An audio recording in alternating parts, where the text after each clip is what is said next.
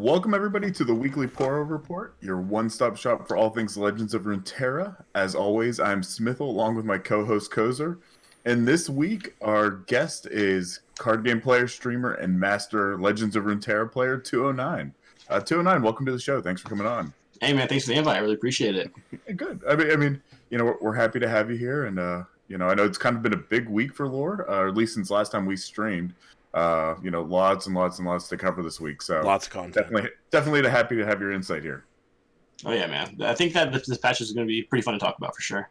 Oh, most definitely. So before we kind of get into the patch and everything like that, one thing that we do like to start with is obviously a week in review and just kind of talk in broad terms about, what we saw this week in game, or, what decks we're playing, anything like that. And, as our guest, if you'd kind of like to start and talk a little bit about what you've been doing this week since patch hit, I think that would be great. Oh, for sure, man. So even before the patch hit, I was playing a Freljord Draven deck, kind of based off of a Yeti's list made by Infinity Patrons, and it's kind of just shifted more toward a mid-range value deck, playing things like House Spider and both Sentries. And I'm playing that a lot. I think after the nerfs to Bannermen and the other decks, I think it actually has gained a lot of stock in the metagame. I think that there's a solid chance that some Freljord Noxus mid-range deck is really good in the metagame right now. Mm-hmm.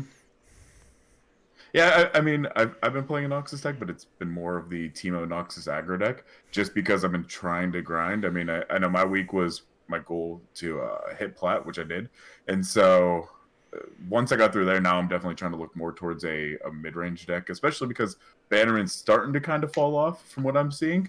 So it's kind of nice to have a little bit of a mix-up there, too. Yeah, for sure. I mean, the nerf to Bannerman doesn't seem like much on paper, but when you play with the new Bannerman, it's so much weaker than the old one. A 3/3 is so much worse than a 4. Now, which version of Bannerman were you typically seeing or playing? I know Cozer kind of pushed me towards the more aggro version of Lucian, but then there's the Garen Fiora version and things like that. Yeah, I played the Lucian Z version. That's the first version. I made it like the second week of the game, and then BBG kind of took it and adapted it and made the Fiora Garen version, which was much better in the mirror, and I think just better overall. So I played that toward the later end of it, but I tried playing Aggro Bannerman again once the new patch hit, and I really do think that, especially with the changes to Bannerman for that deck, I think that deck's pretty much dead. I don't think Bannerman is very good at the moment, honestly.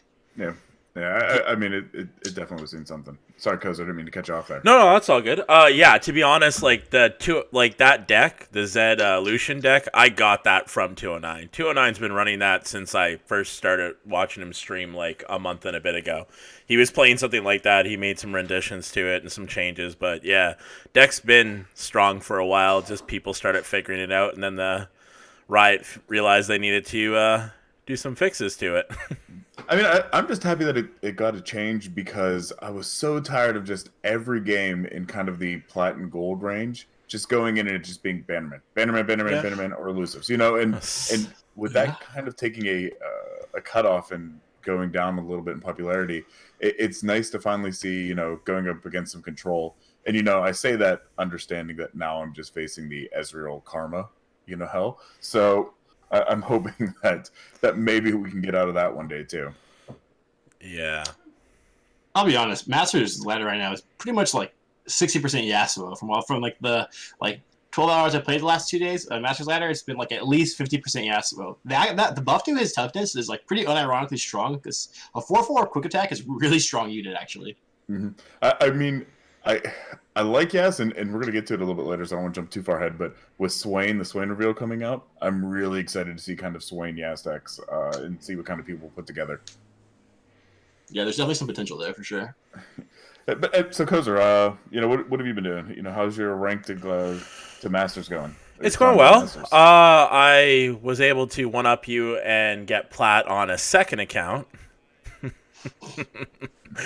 Just to rub it in. You act like that bugs me, but that's fine by me. No, I know. You put in the time and hours. I did. Casually get the plat when I play. That's good for me. I did. You're not wrong. I did put in quite a bit of hours to get a Smurf account, also to plat. So, but yeah, no, my main account. I've been doing the coaching with Sunglass. I actually just finished a session a couple hours ago with him, and I'm sitting right now at Diamond 1 20 LP. So I'm hoping that someone doesn't gatekeep me. I went 8-0 on the day, 100% win rate with a Draven, Elise, Spider deck that basically Swim made, but I don't know who actually made it, but Swim had it on his list and played that and did really, really Swim made well. that deck. Okay, he did? I just never know if he takes it from someone else, gives him a little bit of credit. I don't always read the notes or the description he puts on the website. So typically he'll say it's so and so's version of it, which is good because then you can kind of go figure out what other decks that they play and maybe find somebody new if you're not too familiar with other content makers. Yeah. But that's it for my week. Didn't really do anything special. Awesome. So let's I don't want to kind of cut this too short, but we do have a ton to talk about here this week. Shit ton. And without going into a 4-hour show, I'd kind of like to move into the news a little bit. Let's get into it. I'm switching screens. Before we go into future news, let's cover the patch notes for the game as it exists today, and then we'll get to the fun stuff. So obviously it was a patch week this week. It's 0.9.4 came out. They did make a couple changes. Let's start with the champion. So we're going to go right through and down the list here. We got Draven. So his level up condition changed. Before it was basically saying if he struck twice with a spinning X. Now it's I've struck with 2 total spinning axes. I think this is a good quality of life change. Any thoughts for you guys? Yeah, I think it's actually super relevant change. So yeah, there's actually a lot more scenarios now where you can flip a Draven and use a Whirling Death to make sure you can trample over for more damage. Like if you can put both axes on him now, Whirling Death one of the other units, and then he'll level up and get through for his trample damage on his leveled up side. And I think that's actually a super relevant change for the not necessarily the aggro decks of Draven, but the more mid-range decks that are actually playing cards like Whirling Death. What mid-range deck do you typically see a Draven in? I see him a ton in the aggro and all that good stuff, but honestly, I don't see him too much in plat on mid-range. You will. That's pretty much just my deck. You will see something. Swim has a rendition also on his website and stuff, but yeah, we're gonna talk about 209's deck at some point in the podcast too. Yeah, we're getting down there. Good. So next champ change, Katarina. So old text it said level up, I've struck once. When I level up or call me. New text, create a fleeting blade edge in hand, and then level up, I've struck once, and when I level up or call me. I like this. I like that, she gets that blade edge out of her. When I first saw this change, I was really excited. I thought, man, maybe Katarina might actually be playable. And then I played with the card, and it's nice that she makes the blade's edge, but the problem with Katarina is that her level up is just a worse card. And as much as this is a nice, small buff to Katarina, I think she needs more help than just the one side doing Blade's Edge. If her level up made a Blade's Edge every time, I think she'd be really good. Okay, I see what you're saying. Yeah. Okay, that makes sense. Okay, that works. I mean that's all good. I mean, I just like it more or less for the possibility of what can come in the future. Just having that extra quick spell that you can basically throw off. A lot of times you're just sitting on very little mana.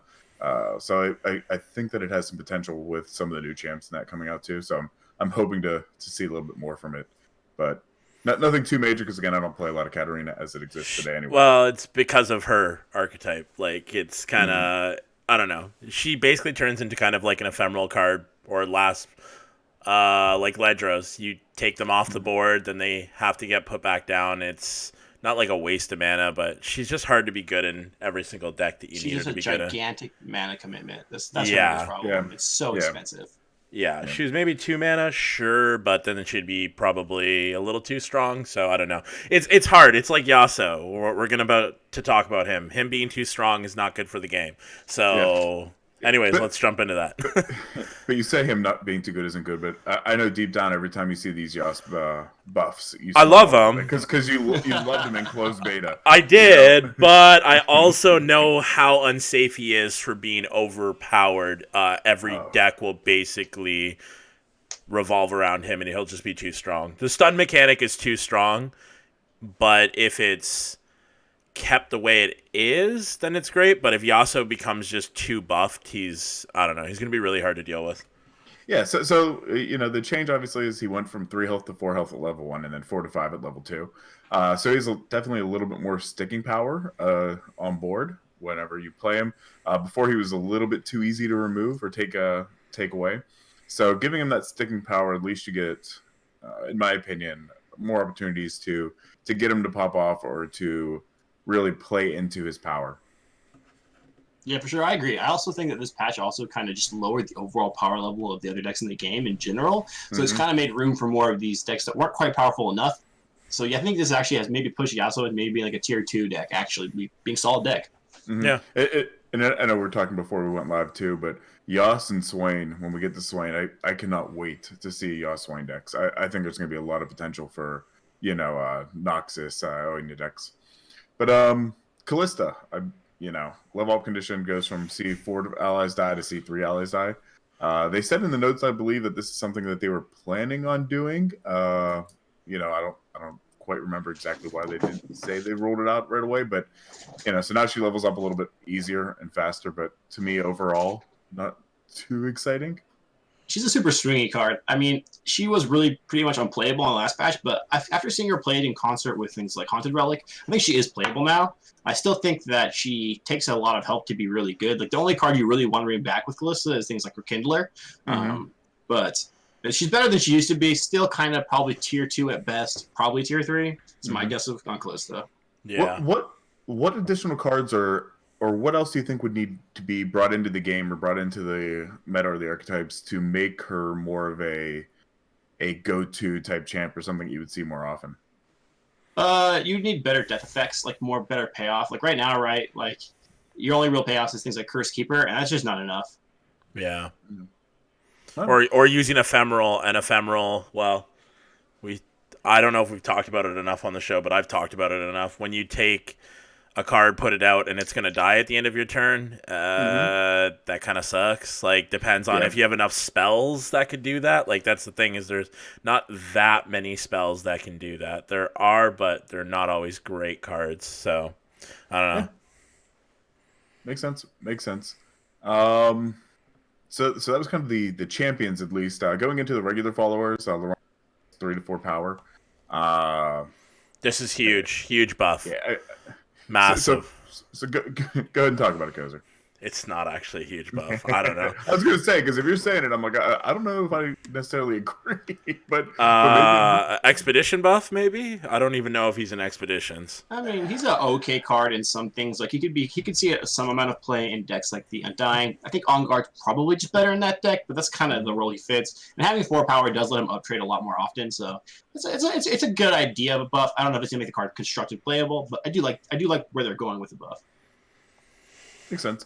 So here's the big one. Unless you have anything more on that, Cozer. No, I'm laughing about this. Yeah, here's the big one. Obviously, Bannermen, we've been talking about it for a couple weeks now. Vanguard Bannerman, it went from grant all allies +1/+1 to grant other allies +1/+1. And at first, and Cozer, you could definitely confirm this, I saw this and I'm like, I don't get it. What's the difference?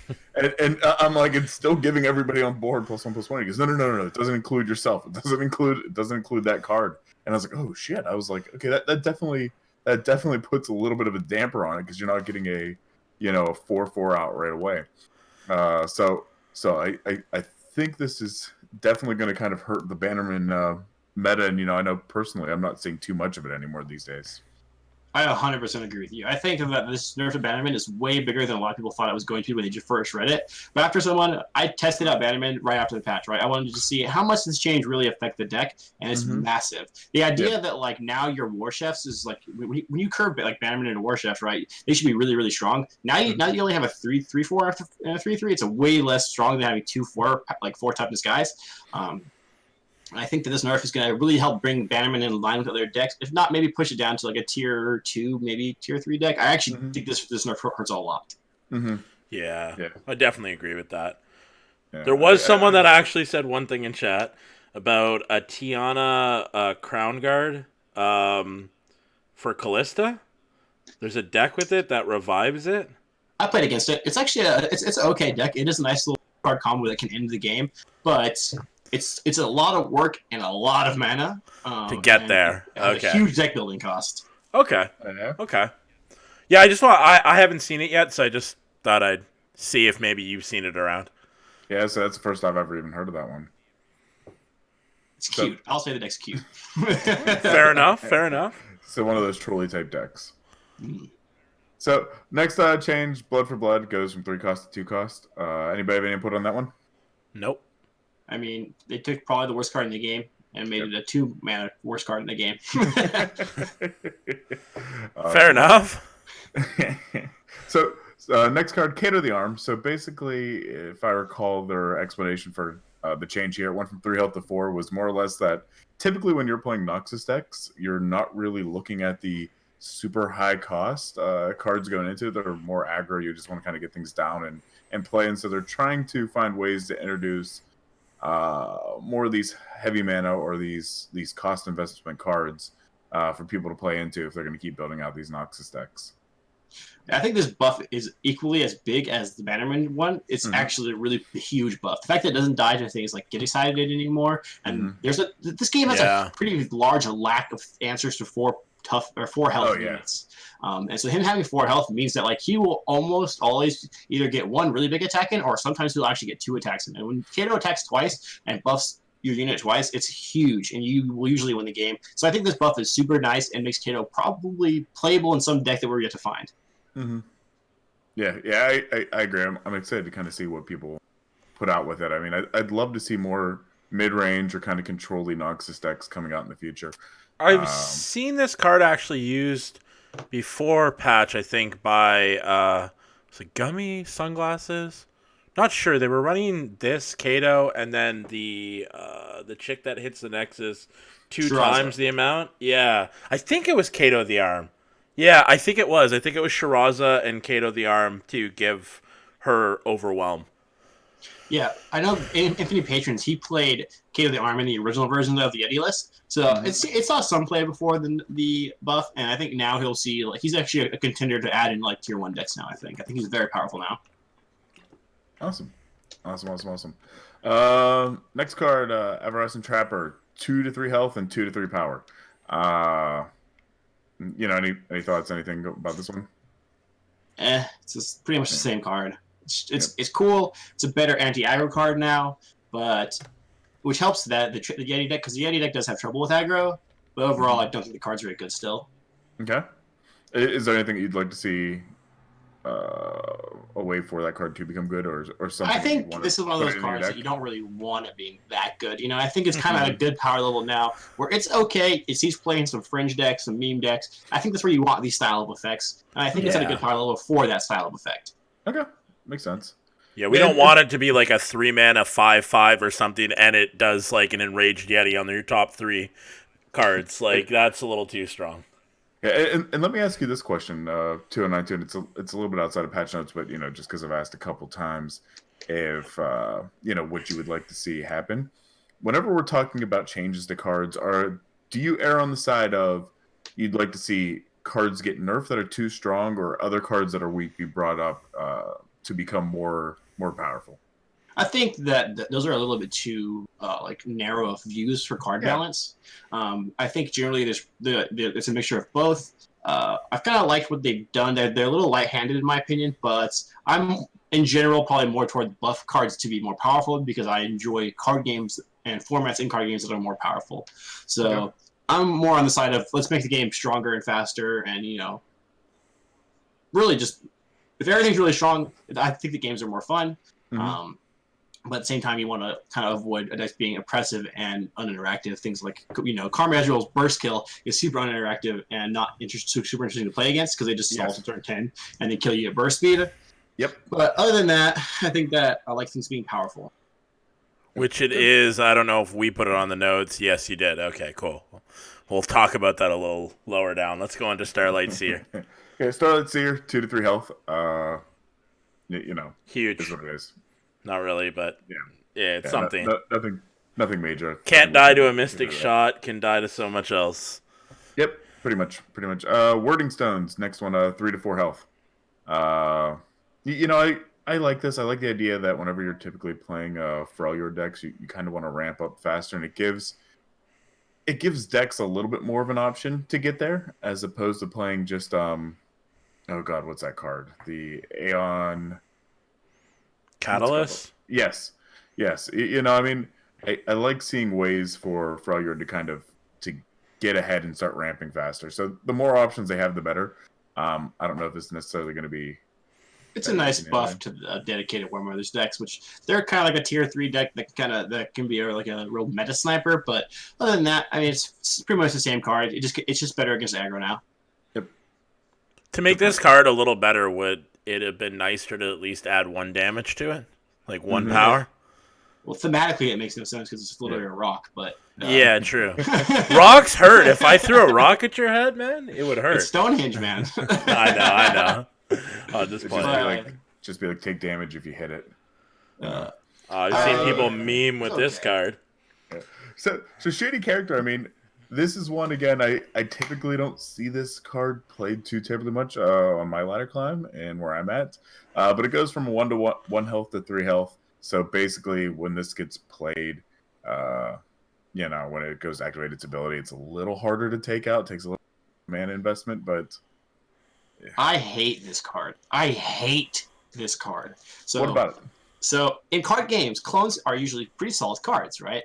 But the problem with this card game and this specific clone is that usually the reason a clone is powerful in a card game is because it lets you clone the most powerful cards in the game. Like you can clone like Legends in Hearthstone or Magic. Yeah. You can clone a legendary creature, right? But in this game, you can't copy a champion. Yep. And that's just makes this clone completely like dog shit. It's awful. Yeah, I mean, I've seen it in Expeditions more than I've seen it in Ladder for sure. Which in Expeditions, it would be really good because sometimes you really want that, like, 8/8 or whatever that you can't remove off the board, and now you can at least deal with his 8/8. Yeah.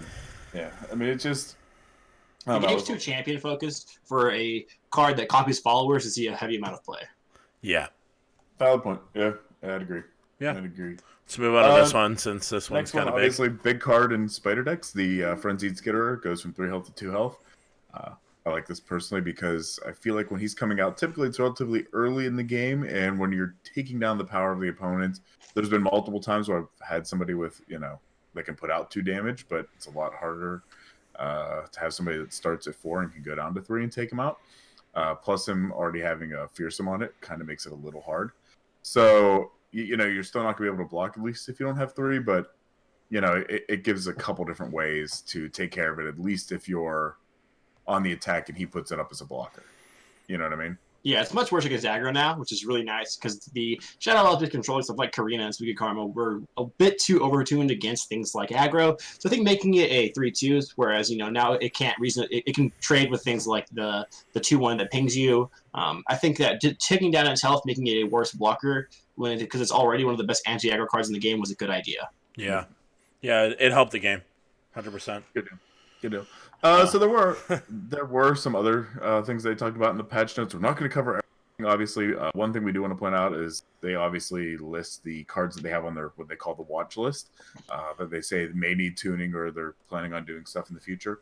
The big ones here are Ezreal Karma. I think everybody's kind of had a little bit to say about Ezreal these days and Karma, especially the higher ranked players that face it a lot more. So they're kind of aware that something may need to happen, or it's way too good for how easy it is. That's the biggest problem with the deck. The deck's really, really it's the easiest form of Ezreal, and it's the best version of Ezreal. Mm-hmm. Typically, you want you're really like skill rewarding the card control decks to be skill rewarding and very good. But this deck is very good and very easy, which I think is a really bad spot to be in for a deck like this that has an uninteractive win condition. Yeah. Do you think it was more fair? Sorry to interrupt, Smithel. Do you think it was more fair when it was just like Draven Ez or even Elm as Nux? Like, was it more easier to deal with compared to the Karma Ezreal we're seeing now? I think that the Draven Ezreal decks was the most healthy version of Ezreal. It was almost more of a mid-range deck even than an Ezreal deck. Yeah. And I think it was fun to play around with. Your life total, a big strategy even against the old Frosty Ezreal deck was if you maintained your life total at around 19 to 20, they couldn't kill you with one big burst. So there was a reasonable amount of strategy to keeping your health total high against those decks. And against the Karma deck, there's almost no play except for your only goal against when you're playing against that deck is I have to kill you before you can just play flipped Karma. That's your whole game plan. There's almost no other thoughts to playing the matchup other than I have to kill you before you play your flipped Karma. Yep. You got basically 9 turns. Yeah. Which is frustrating. It makes it very limiting to how much you can counterplay, and the fact, like, the burst cards. I don't know who needs to be fixed here. Maybe if they just made it so Karma and Ezreal couldn't be matched together in the same deck or something, that would be a big enough nerf. I do too, personally, but then when I go and say this, everyone's going to talk shit in chat and get really mad. So, because then you talk shit about Ezreal, and they're like, well, no, don't hurt Ezreal. I love Ezreal. And it's like, okay, like, I get it. We need combo. I do get it. We need combo decks in this game. I personally think Ezreal is fine. Yeah. I'm okay with it, but the Karma does make it a little too strong to deal with. See, like if the best Ezreal deck was just the Draven Ezreal deck, right? It's fine. It's a strong deck, but it's not like oppressive. It's fairly interactive. There's tons of play to the matchups. So I think that the problem is definitely Karma, because like maybe the combination of them together being the problem, because I don't think Ezreal was that much of a problem really. He's just popular because his playstyle, it fits with a lot of the players who want to think they're good at the game play, right? Everyone who thinks they're good wants to play these. Oh, I play Ezreal. I'm so good. And that's kind of why I think he's so popular. So I agree that I don't see too much of a problem with Ezreal as he is today, but I think it was last week that Bagels brought up that my fear is, as the game keeps developing and more burst spells get introduced to the game, I fear what Ezreal can become. So I'm kind of in the agreement that I don't think he needs to be touched quite yet, but definitely kept an eye on and maybe rework down the road. But to get into Karma, though, do you like to get into Karma just a little bit? We will move on after this because I don't want to talk too long about it. But for Karma, do you think her as a card is a problem just for the game overall, or do you think it's just specifically this deck? Like, do you care about Spooky Karma and the other Karma decks, like, seeing her in there, or is it mostly just this one? This is the most egregious version of the Karma decks that we have existed, but she is problematic. She's more problematic with future spells, in my opinion, than Ezreal is. Understood. I think that she limits design a lot harder than Ezreal ever can, and I think she's pretty much just unhealthy to the game in general. It was a cool concept when they first made it, but after playing with it in practice, the card's just unhealthy and basically not very fun to play against. Yeah, I feel that. Yep. Okay, well, let's, I guess you missed two cards. Well, but I don't think they matter that much. I mean, Bright Steel Formation is a minor nerf, but not really. Well, those are just clarity changes, aren't they? Yeah, Bright Steel just... Technically, it's a nerf to the 1-drop that gets a +2/+0 for each barrier you get. Yeah. I mean, so they did do a lot of, clarity. This is the only one. Don't worry about the other ones. This was the only one that and then they made some changes for Expedition archetypes and what comes in packs and all that good stuff. So, I mean, if you're an Expedition player, definitely go read the notes because there's a lot there. We're not going to cover it just because there's so much to cover. So much. I mean... Oh, there was one bug fix. I know I'm a small thing. Okay, there was one bug fix I did want to go over. I forgot to tell you to add it into the notes. It's Static Shock. Static Shock can now be cast even if there is only one available target. Apparently, there was a bug fix with this, so I'm really happy to see this. So, good deal. Huge buff. Actually, like, nuts. Like, there's a lot of times when you're trying to play in the burn decks, so you really just almost couldn't play Static Shock in your decks, because if there's ever a point where you like trying to draw burn spells, like, you can't have this card where you have to have a creature in play for you to kill them. So the fact that you can just send it face now is really, really nice. Yeah, and sometimes it will win you the game too. Yeah, makes sense. Yeah. Anything before we go on to the cards that have been revealed on the patch notes? Anything we didn't cover that you guys want?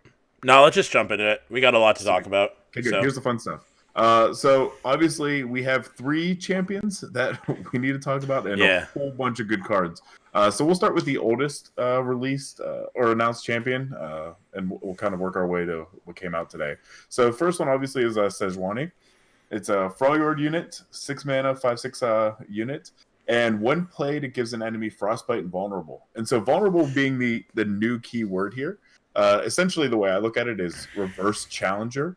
Is it makes an enemy unit vulnerable to be pulled into combat by any of your units. So not just your challenger units or anything. You could basically just pull anything in.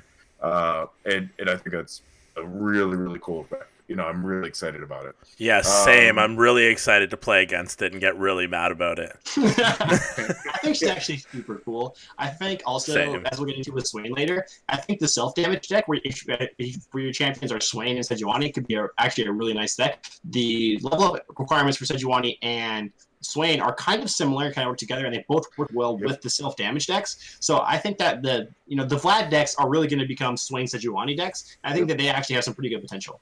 Yeah, and let's talk about that level up condition too. So obviously this card levels up in 5 different rounds during the game. So it's one of those cards you can pre-flip. It doesn't have to be on board. You can start leveling it up, even when you're kind of buried in deck trying to get to it, which is kind of nice. And then when it does level up, it becomes 6 mana, 6/7 unit that on play still frostbites and vulnerables a unit. And the first time you damage a Nexus each round, you frostbite all enemies. And so this I think is really cool. And let me back up to the Katarina change in this patch. I think it gives opportunities for things like that where you can play the Katarina, get that fleeting card, get the damage, and then just frostbite everything. I really love this level up condition. I think it gives lots of opportunities for you to just burn through some of these larger, real heavy damage dealing decks. Yeah. Sejuani is a really cool card. I'm really excited for it. Really excited. I just kind of viewed it too as it's like an Ash level up, but you don't have to draw the card or spend the mana. I'm gonna frostbite everything and be able to get through. Dude, this guy's spicy. Yeah. So obviously the other Froyo chords, Fury of the North first gives an ally 4/4 for the round, costs 4 mana. I'm not too particularly excited about that. I don't really love that card, personally. Ruthless Raider, Overwhelm tough unit, 3/1 unit for 2 mana. And again, if you want to talk about any of these, stop me, and we'll get there. So let's just go through the cards. Okay, I'm just going to tell you now because we got a bunch of these to do. Go through the cards, and then once you mention the other 4 cards, we'll start talking about it. The champions, we'll talk about each one. Okay? Cool, works for me. Where to leave off? Ember Maiden, 3 mana, 3/2, start of the round, deals 1 damage to everything, which includes Nexuses, obviously. Stormclaw Ursine, 6 mana, 6/6, gives all allies with +5 power over Realm. And what I kind of thought was interesting about this, no gem on this card, which means unless I'm wrong, not something you can put into your deck. So something brings this out. Yeah, and Stormclaw Ursine is by far the card I'm the most excited for from Freljord, even more than Sejuani. So I'm really looking forward to seeing what makes the card. Hopefully, it's not too hard of a condition to come out because this card, with a deck that I brought to show you guys, this card fits in that deck absolutely perfectly. Yeah. So hopefully the card's good because I really like this card. Yeah, I really want to see what brings this thing out. This thing is a beast. This thing does real good damage. I didn't even notice that. During the notes. Okay. Yeah, between this and then what is it, Ember Maiden, I believe. I like that just because I'm tired of spider decks. So being able to just get that 1 damage off right away, I like that. I think it's a good anti-spider. What's it called? Condition. Stormclaw Ursine also is like the best version of Pack Mentality. It's just it's like an infinitely better version of Pack Mentality. This card's so good. I'm so excited for it. Sorry to go back to no, you're good. So that was the obviously the Freljord cards. This is a little bit old now. This came out I think right after we recorded last week, so a lot of people have had a chance to kind of theorycraft and look into this. But any other comments on Freljord before we move into Shadow Isles? No. Cool. Okay, so Maokai, and I know I'm never going to pronounce this name right, so I just call him Maokai. That's how most people. I'm pretty sure you're correct. That's how most people say it, but some people fuck it up.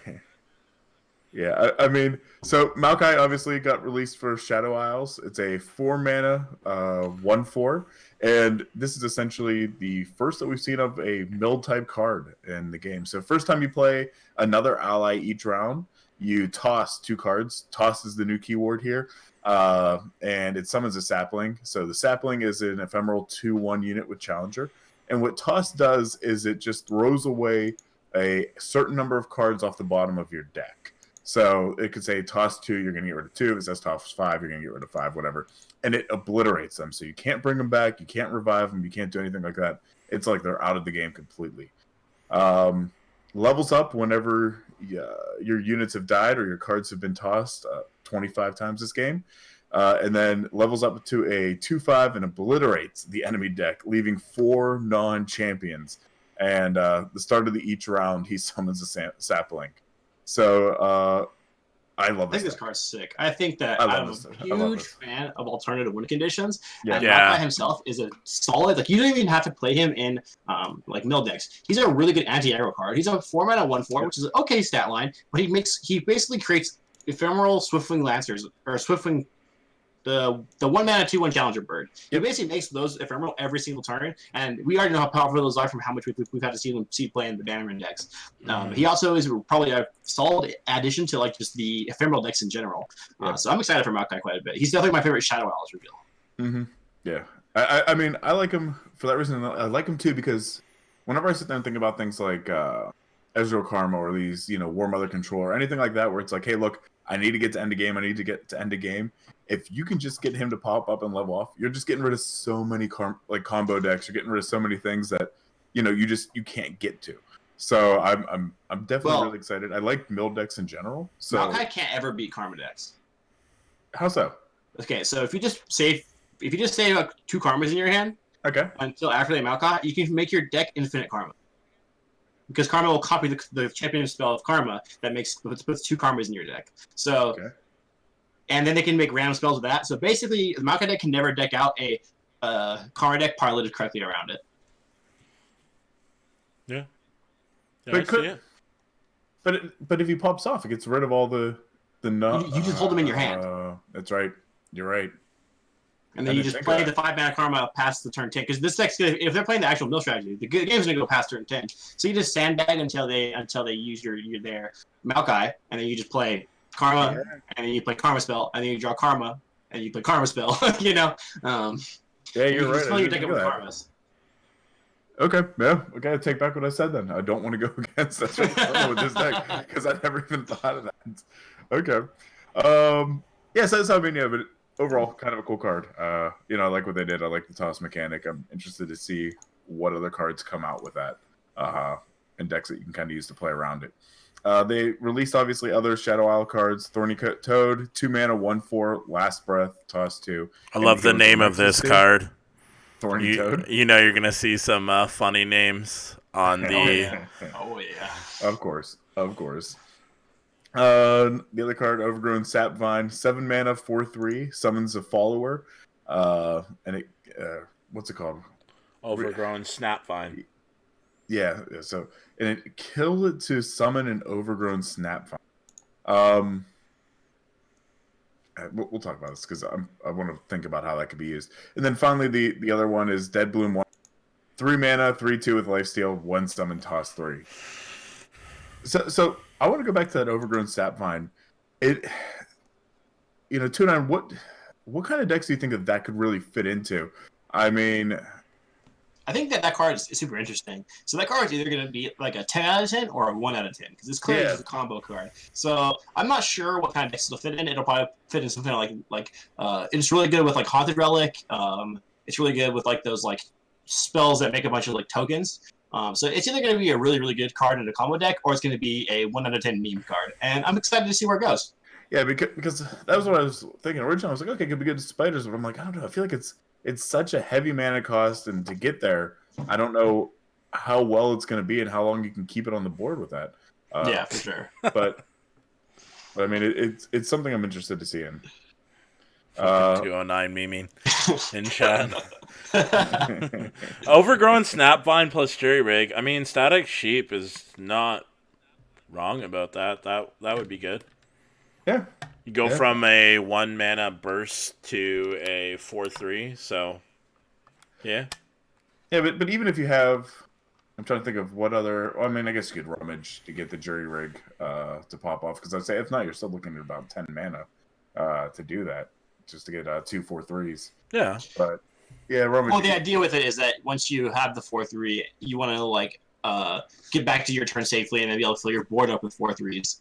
Yeah. The only thing is that I think with how many like 5-power, 6-power units we're seeing play right now, like even in the meta right now, a 4/3 body is like that's like fighting a bunch. It's like playing against the Undying deck. It's pretty answerable already.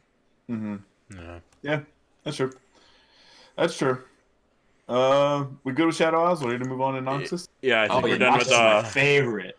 think we're done with the horny toad. Let's talk about Swain. No more horny toads. So Swain, obviously this just got announced today, Oh so boy, he's we've got sick. limited time to look at it in Theorycraft, but it looks exciting as shit. So it did get leaked a little bit, I think a day or two ago. Majorly leaked like every base, like except for the Yes. other 3 cards. I think all of his cards were leaked. So we knew Swain was coming. So Swain, Noxus unit, 5 mana, 3/6, fearsome unit. His new keyword, I guess, or it's not a keyword, it's just an ability, but it's called Nexus Strike. And whenever you damage the Nexus, it deals 3 additional damage to the Nexus. Level up whenever he's done 12 non-combat damage this game. So again, somebody I assume you could pre-flip. And leveled up, he's a 5 mana 4/7 unit. With fearsome, and it says when we deal non-combat damage to the enemy Nexus, stun the strongest back row enemy, and then Nexus Strike, you deal 3 damage to all enemies. So 209, what are your thoughts? I know you said you were really excited about it. So Swain's not my favorite card from Noxus, but I think Noxus is actually my favorite region in the game. And so I do like Swain a lot. I'm definitely going to try my hardest to make Swain playable once it comes out. I really like his ability, and I think he works really, really well with the self-damage package that Noxus and Freljord already have. Like, especially with the new card, Imperial Demolition, which we'll get to in a second, it works really well with the 2 mana 2/3 that pings them when it takes damage. And that's a really good card to help. It's just non-combat damage. It will help flip Swain. Tarkaz already does a lot of damage like that, and because it's just non-combat damage. It's not even damage to your opponent. So things like Tarkaz and the self-damage abilities are really, really, really probably the best way to flip Swain early. And I think that's where you're going to want to go if you actually want to flip Swain into an actual useful unit.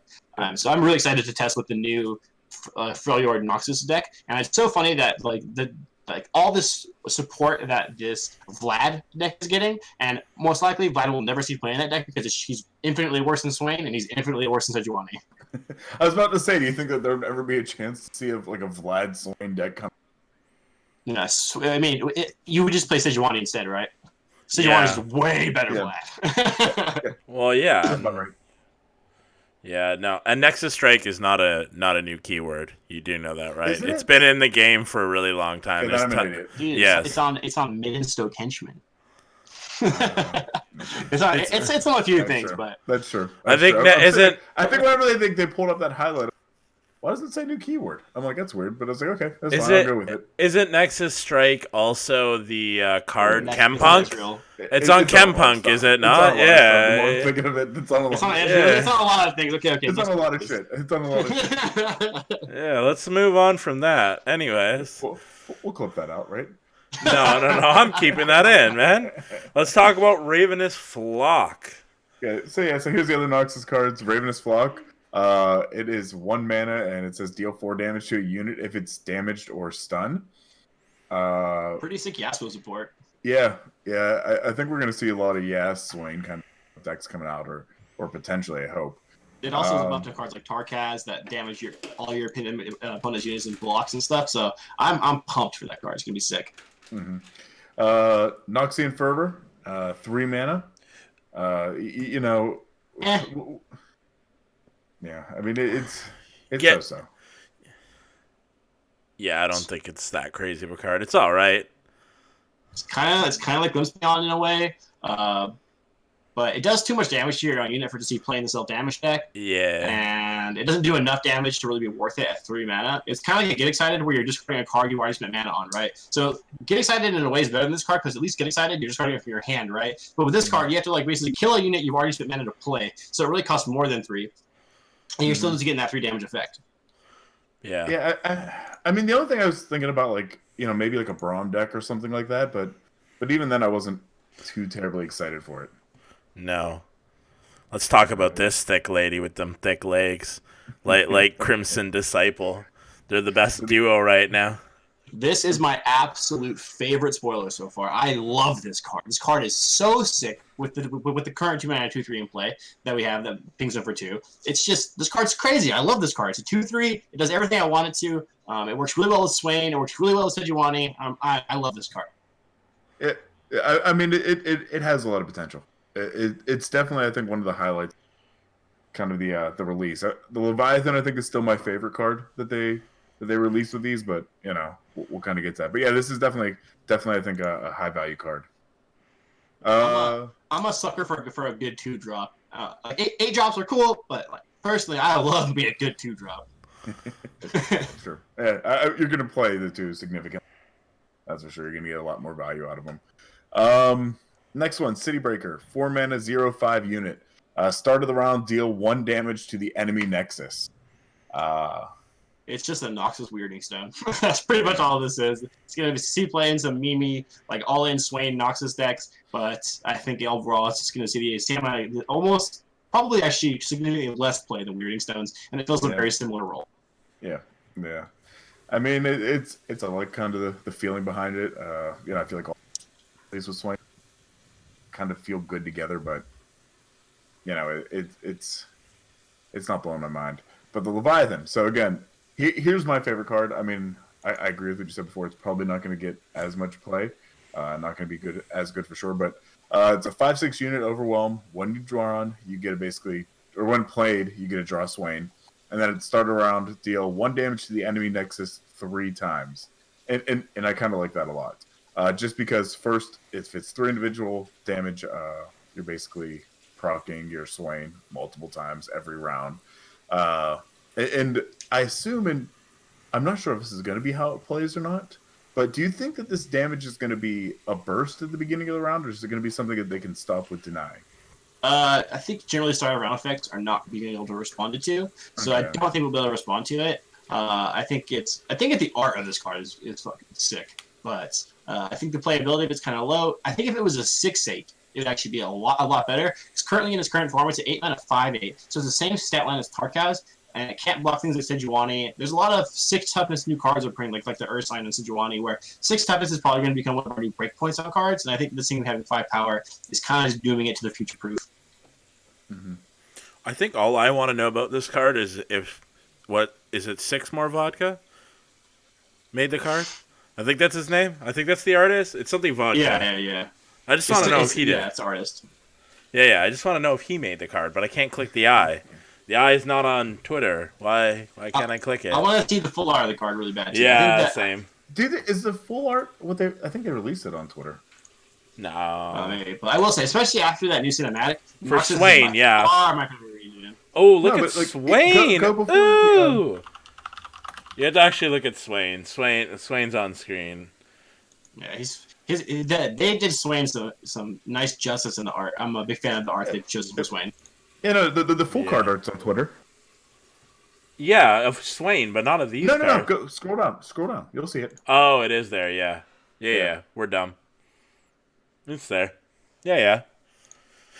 It's like a land boat. Yeah, basically. Yeah. Oh no, it's on water a little bit too. Yeah. No, it's in the water. Which I'm excited for if they ever bring a Gangplank to the game, because I'm pretty sure in League lore, Gangplank steals this shit from Swain, and so I'm kind of interested to see what like voice lines and interactions will be between them. But no, I mean it's I'm excited for Noxus. I think between all 3 of these regions that got cards announced and things brought to them, I think I'm most excited for sejuani, and then very quickly followed up by these Noxus cards. I like Maokai. I think it's going to be a lot of fun. I think there's going to be mill decks. I think there's going to be a lot of troll decks you can play with it.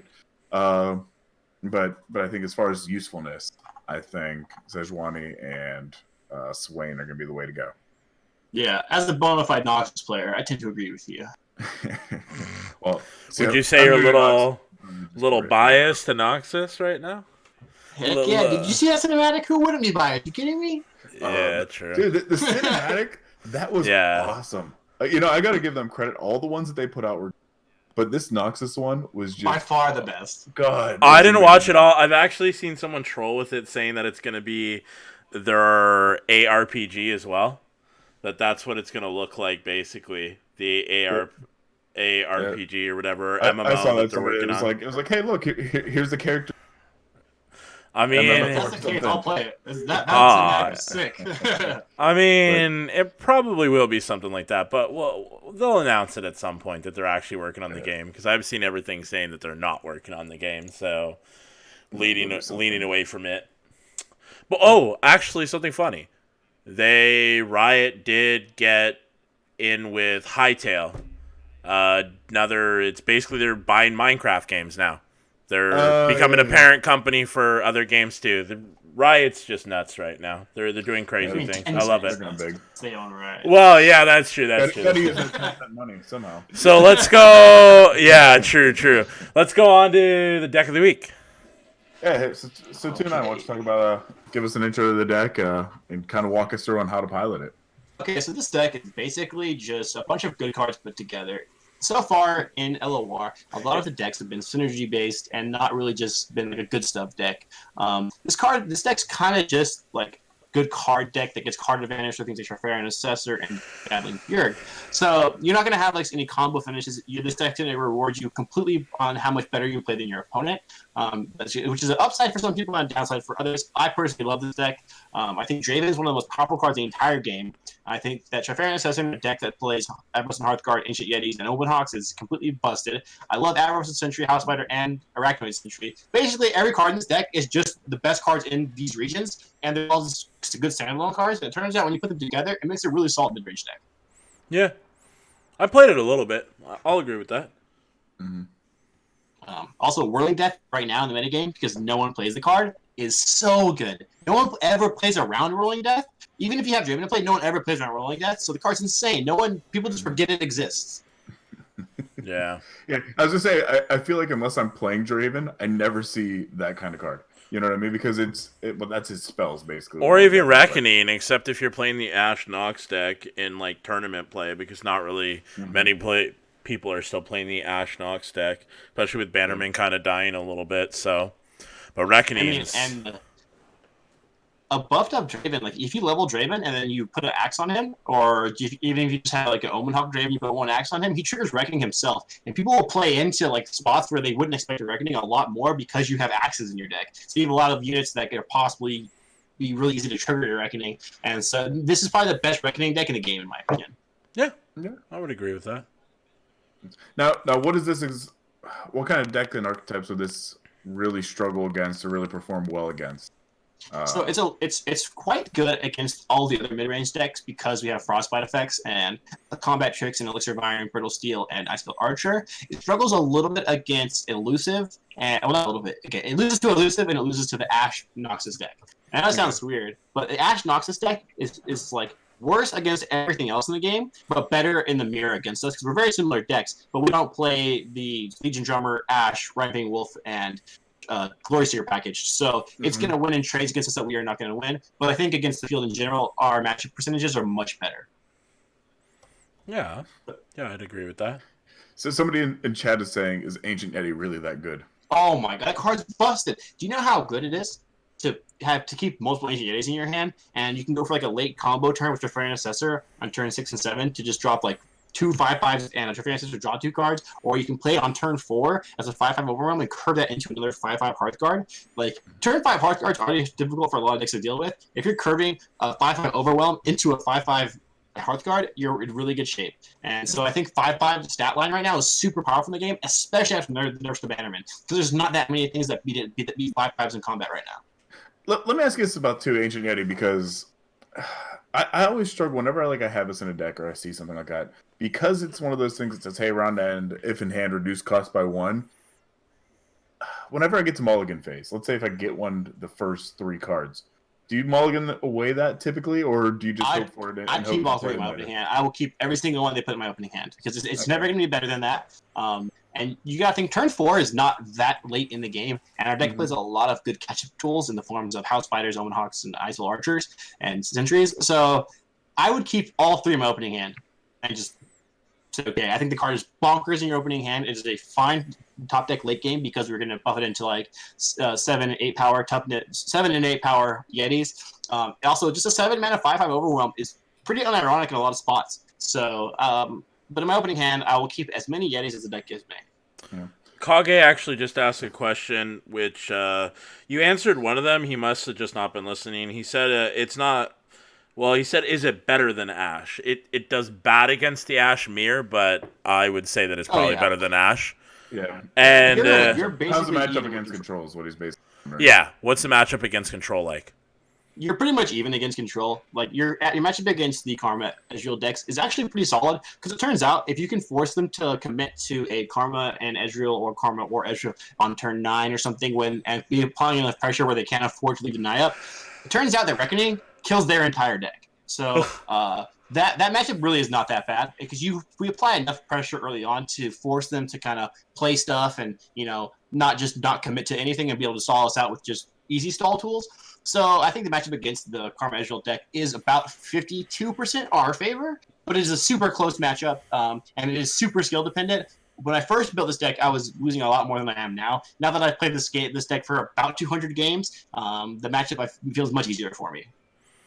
Yeah, which makes sense because definitely this in every way this would be really really good against Ezreal Karma. Like just like looking at the cards and like Karma and Ezreal have a hard time removing a 5/5, multiple of them. Mm-hmm. Yeah, that's gonna be difficult without wasting all of their spells.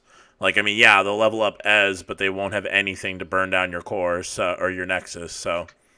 Like, this is not an uncommon line to do against them. It's to play Omen Hawk on turn 1, play a 3/3 House Spider on turn 2, and then you can play just, like, nothing turn 3, nothing turn 4, or play nothing on turn 3, and if you play a Yeti on turn 4 and a Hearthguard on turn 5, typically they don't have enough removal and, like, the raw stat, like, the raw damage to remove those units off the board without having to will. If they will it, it doesn't really matter because, like, that's typically their whole turn, and you have applied enough pressure early on that, like, you're probably doing okay.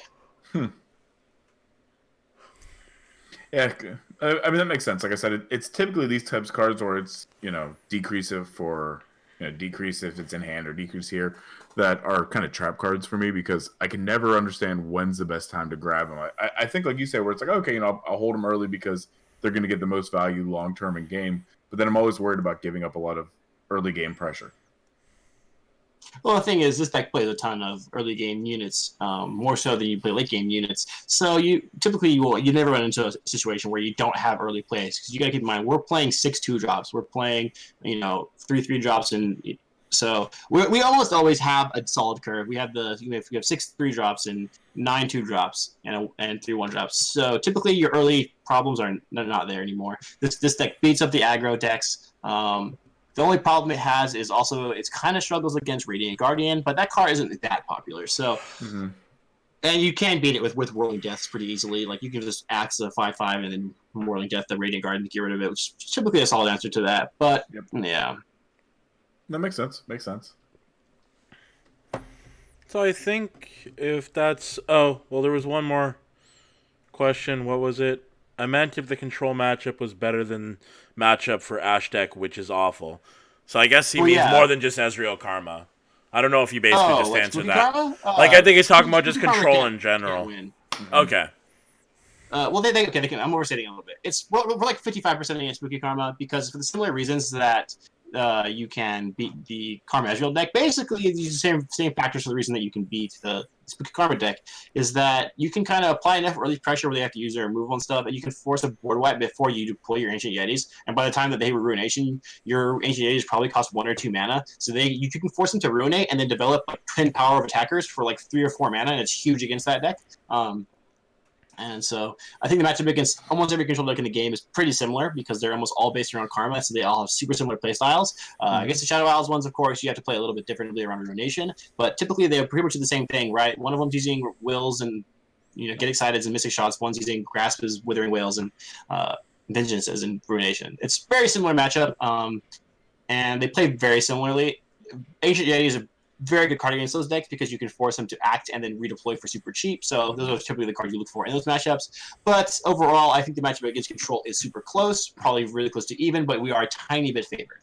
Even against Karina. Karina is actually the toughest one because they can like Ruination you every turn from like turn 6 onward, and that can be kind of hard to beat. True. The Karma decks are a bit easier. The best control deck against the Yeti deck is 100% definitely the Karina deck. Okay, which makes sense. And I would say that we're like 45% into that deck. So I think that's one of the worst matchups. But the Ash deck's definitely the worst matchup because we do very similar things, but they have Ash and Rhinefang Wolf, and we don't. I watched you one stream play against it, and you got wrecked 2 or 3 times because of it. They just got harsh wins on you. I think it was 2 rounds in a row, and it just lost you the game. Yeah, the Ash deck is quite good against this deck. Well, I think that's it for the deck. I don't see any other questions, and I'm going to move on, even if they have some. Can answer it at the end. Well, I just want to move on to the next part. Let's talk about tournaments. I'm going to go over Sasuke's Sunday Showdown. This week it was EU, so EU. No, I'm just playing. Come on, man. EU community is strong. I love you guys. Oh, yeah. No, I'm just playing. They know I just screw around with them in the Discord. They're the most, like, talking region in the Masters Discord. They have to be. Mm-hmm. Even though it's mostly, like, 4 or 5 of the same people, it's still fine. They cool peeps. So this tournament, I talked about it a little bit last week, but they do things a little differently. It's only 8 players. It's invite only. They change up the players every week. They are setting this up to eventually be kind of like a bigger tournament with all of the finalists. So I don't know when that's happening. I don't want to get too far ahead and talk about it because I don't know that much information about it. But it's really cool. They ban champs in it. So it has a cool concept because it makes it so the person has to build a deck on the spot. And if you don't want to play against Karma Ezreal, you ban that shit. So it's kind of cool. I'm not a fan of the format. You don't like it? He's invited me to play before. I said no. I don't particularly think it's. I'm not gonna lie. I don't think it's interesting or fun. Okay. But I like that he's helping the community out. I'm just not a fan of the format. Okay. I like it because it's different than all of the other tournaments that are the exact same. So, but in card games, if it ain't broke, don't fix it. Especially tournaments, in my opinion. I mean, there are a lot of things wrong with the tournaments right now going on for like 24 hours. I'm sorry, dude. A tournament should not last 24 hours, 2 days, okay? Like, Sure, I'm with you. It's a little nuts. Like, if you're going to a LAN, it's one thing. Playing against 340 players in a LAN tournament from Friday to Sunday, yeah, it's different. You play 8 hours a day, you call it a day, that's your day. Sometimes it's 10, sometimes it's 12. That's normal for a LAN tournament. An online tournament, you gotta be kidding me. That is insane. I've played shorter hockey tournaments than I have with this shit. Like, what the fuck? I've only played in like 2 of these, 3 of these tournaments. They are huge time commitments, and there's a significant amount of masters that I know that are really good players that do not play in these tournaments specifically because, one, the prizes aren't there and it's not worth playing in them really, and the time commitment is huge for low payout. So I'm excited to see once we have some Riot tournaments and some real prize pool tournaments come out that there's going to be a lot of masters that no one's seen before actually playing in tournaments that I think are a lot better than a lot of these people who play in tournaments now. Yeah. So I'm definitely excited for when we get some real tournaments that are worth playing in, so we can see some of the community that isn't interested in spending 24 hours to maybe win $20. You know what I mean? So I'm pretty pumped for when a lot of the good players that I know from Magic, like some professional Magic players, they have no interest in these tournaments. But once we have like real Riot tournaments where we can queue for events and bigger prize pools, they'll definitely be playing in them. Yeah. So this one, well, we know Maverick. Maverick hosts other tournaments, and he's part of the Masters Discord. I think I know Folly. I think he's in the Masters Discord well. And Zazito. Is that the EU streamer? Or am I confusing him with someone else? I think I am. I have no idea. I think his actual name is Zetalot or something like that. Zetalot or I don't know. I will say, I know that Mav recently announced his $500 prize pool tournament coming out on the 9th. So I'm pretty excited for that. It'll be fun. I'll actually do some real prep for it as opposed to just, screwing around with people and around. So it'll be fun to have a tournament worth actually prepping for as opposed to just a for fun thing. I think it started yesterday though. Someone played it. No. Those qualifiers. He's doing small tournaments that can qualify you for free, or you can do the paid entry. I'm just a sub, so I'm not going to play. And his subs get free entry. And as a sub to him, I'm just not going to play in the qualifiers. I'm just going to wait and play in the tournament. Oh, that's fair enough. That's cool. That's cool. Yeah, I might just sub just to help out the community because that's basically what I do with subbing to a lot of the lower streamers to help the boys out. They got to pay bills too. We appreciate it, man. Oh yeah, I know, for sure. So that's basically the Sasuke Sunday Showdown. It will turn into a little bit more. 209's not a fan of the format. Some people are, some people aren't. They're a little interesting to watch. They don't like the time they're done at because I have a hard time sitting down and watching that. But sometimes they do compete at the same time as basically Monokuma, so that's why I think the tournament is so early. Let's get into Jamfest. So Jamfest was Saturday and Sunday, and Prismat beat BBG. which was kind of big because I think BBG won 2 of the other Jam Yeah, Fests. he won back to back. He won Monokuma, and then he won a Jam Fest back to back weeks. I think BBG is probably the best player in the game right now. I don't think anyone's better than him. He has a really good work ethic. He grinds a lot, and he's a very smart guy. So, I mean, I think Prisma's a really, really good player and a really nice guy and a really cool dude. But I definitely think BBG is probably the best player, at least on an A for sure. Yeah, I would agree with that. I can talk about it. We booked BBG on the podcast, but we can't record on the actual day that he's supposed to be on because he's so busy streaming, and his only day off is Sunday, or either at like 11 p.m. Eastern for us. So we decided to do it on a Sunday because he's just really hard to get a hold of, and he's very strict with his streaming schedule. Oh yeah, absolutely. He like you said, he puts in a lot of work ethic and really tries to understand the game and the meta and all the changes. So Prismat was able to win this tournament running a Lux deck, which I think was just Lux by itself with a bunch of 6 mana cost cards and Nox, Ash deck, and Spooky Karma. Does Jam have bans? I don't know. Does he run it like Monokuma was being run? Yeah, it's the same exact format. It's just 3-deck Conquest 1 ban, no region lock, or no region share. Okay. Perfect. Okay. So, yeah, this is an actual article that I'm going to put on it. It was actually written about the whole Jamfest 4. So, it talks about EU NA. For EU Loot Gaming Lounge 1, he actually beat out Fresh Lobster. Yes, that's right. Yes, because I think Fresh Lobster won a previous Jamfest. So, he used S-Draven, Elusives, and Thresh Lux, which are all these decks we know about them and we see them all the time. At least they're not Bannermen, okay? And at the time, Bannermen was still a thing, so it was surprising to not see Bannermen in that. That's basically it for Jamfest and stuff. We do want to mention, well, Monokuma is no longer Monokuma. It is now Team Liquid's Duels of Runeterra. So that's really cool for that. I'm excited to see they have a tournament coming up this weekend. Now it's still $100 prize pools for each region, but I have a feeling that those will change in the future with the sponsor coming up. Apparently, there's going to be websites, everything, and maybe at some point we'll be able to get Han on to come talk about what's going on at Duels of Runeterra and see some more NA tournaments because I definitely want to see some more. I have seen Riot talk about other games and how they're going to be supporting the competitive scene, and I think in this game we're actually going to have to support ourselves a little bit more. I think it's going to be having to be ran by the community, and if Riot sees that there's enough people putting enough time and effort into it and that it's got enough viewership that they might put some tournaments in. I don't know if there's going to always be tournament backing. We'll see. It's still in beta. Once it's full game release, a year down the line, I know TFT just released that they're going to be finally having a pro thing, so hopefully we see something in this game. I really do want to see a more competitive scene, especially in NA, because NA has not had a Riot back tournament yet. I'd like to see them do something at least by, what is it, Worlds is typically October, November, or something for League.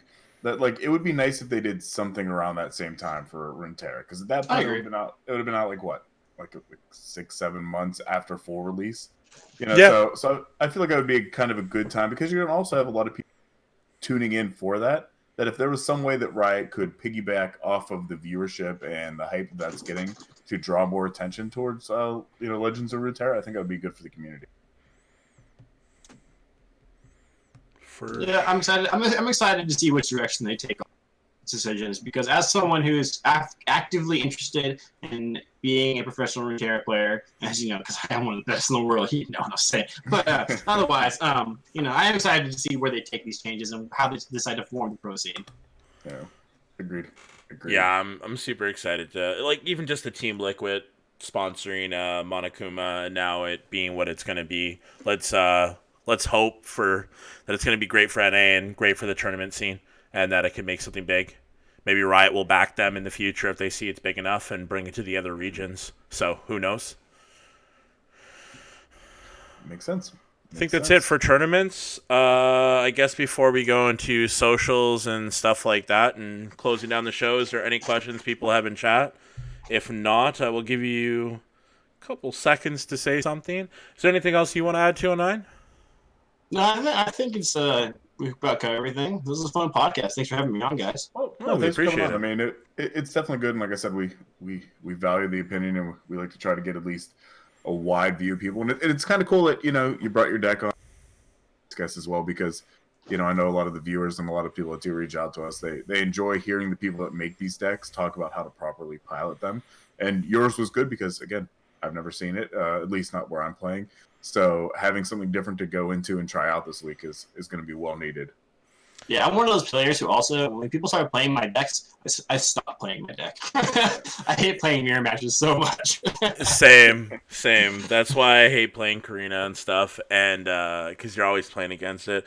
I have a question for 209. What do you think about the meta post-patch so far? Any major changes or trends you noticed? Oh yeah, the huge major change of this patch is Bannermen. I think is a weak deck now. I think that it's okay, but I think honestly that the Freljord midrange decks are just better variants of Bannerman now. They have way more stats, way better stats, and are just overall more powerful. And I think Draven is the premier midrange card in the game right now, and I think that the patch has been pretty cool. There's been a lot of Yasuo. I think the Yasuo change is actually pretty impressive into how much it has affected his play rate, because now that they nerfed Bannerman, when they nerfed all the other high-tier decks, like I said earlier in the podcast, it by proxy makes the weaker decks more playable, and they also buff the other weaker decks. So because of that, I do think there has been quite a shakeup, and I think this is probably the best, if not the second best, balance patch they've done so far in the game. Yeah, I would agree with that. 100%. 100%. I definitely say that's the case. And, well, I think that's it. Well, one question. Are you going to make a YouTube video about your deck? Because I know that you started actually uploading to YouTube quite a bit more. Are you going to be making guides for your decks? Well, I already uploaded a guide to this deck, I think, last week. Okay. So it's already Get up. with it, Cozer. I'm sorry. But yes, right now I'm uploading about once a month. But to be fair, it's kind of more of Runkera's fault than mine, since the meta has been stale for a month. But yes, I will. I like to upload whenever I find a new good strategy. I don't typically. I build like probably 10 decks a week, and it's usually like 1 out of every 20 decks I build is good. So I try to upload only the good ones to YouTube. But yes, I have uploaded a video of the Draven midrange deck to YouTube already. All right, awesome. Perfect. Awesome. Wait, well, also, while we're talking about you uploading to YouTube and things like that, why don't you plug your social media platforms, folks? Oh, okay. I mean, you guys should all follow me on twitter.com/209209LOR, as well as twitch.tv/209209LOR. You can also find me on YouTube at 209 words, because YouTube wouldn't let me have numbers in my name, just as a channel. And yeah. You don't have a LinkedIn or anything like that, like Instagram you want to post? Okay, just making sure. I would say that'd be the first. Yeah, I don't think anyone's posting that crap. Awesome. You can find me at Cozer88 on Twitter, Twitch, Cozer_88, and YouTube is YTCozer88. Awesome. Then obviously for me, folks, if you want to catch me, you can catch me on Twitter at smithel gaming. You can also watch me on Twitch at twitch.tv/smithel. I'll be streaming probably a little bit tomorrow because it's my birthday, so I'm going to be doing a little bit of a birthday stream. Other than that, though, the show is at Poro Weekly on Twitter. You can catch us there and follow us there. Twitch.tv Weekly Poro Report. Obviously, if you're on stream now, you know where you're at. YouTube, this will all be linked there. And also, we do have a little Discord community that we have been kicking off. If you want to join that and submit questions for anything that you'd like to see Cozer and us bring up with any of our guests, or talk during the show, share your deck list, anything like that, go ahead, feel free to join that. It's probably the best way to stay in communication with Cozer and I. But apart from that, again, 209, thanks for coming on. It was a good time. Hopefully, we can get you back sometime after full release and, go over everything that's changed since then. But, Cozer, unless you have any other questions, buddy, I think we can wrap it up. It's been a pretty nice week being able to get back on schedule here for an hour. Yes, it was. Awesome. See, I'm 209, and when you have 209 on something, it runs smooth. That's all I'm saying. It is good. It is good. We'll take it. Well, other than that, guys, thanks for tuning in. We'll catch you next week. And again, same place, same time. Take care, everybody. Next week will be sunglasses. Later. That's good.